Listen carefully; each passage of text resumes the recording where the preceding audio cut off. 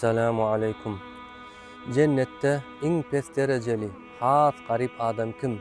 Şu barada Musa aleyhisselam bilen Rabbimizin arasyndaky bolan söhbetdeş hadisi İmam Müslim şey diýip ýaklaýar. Sa'ala Musa aleyhisselam Rabbahu ma adna ahlil cenneti menzileten. Musa aleyhisselam ýanky sorag berenden soň Allah Taala şey diýip jogap berýär.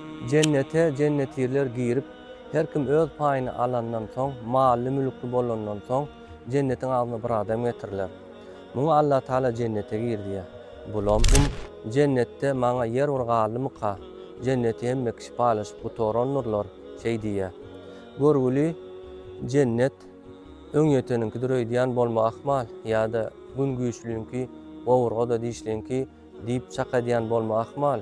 Şonu Allah Taala şey diýär. Şu dünýede iň baý han sultanlyk sürýän karalewstwaň baýlygyny bersem razy bolarmyň diýär. Bolam eýse näme diýär. Onu Allah Taala ýanka şey diýär. Ýanky baýlygyň 3-4 desselep köpeldip bererniýär. Onu ýanka adam razy bolum ey Rabbim diýär.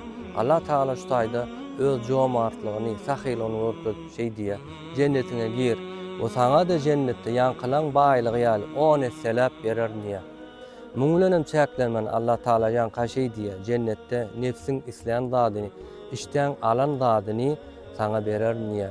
Oň üstüne de gözüň gören zadyny, gözüň bir zada düşüp şoňa gözüň gitse, şo menki bolaýsa da diýip arzu hyýal etseň şonan bererniýär. Näçikkä şol adam iň derecesi pes we garip adam cennette.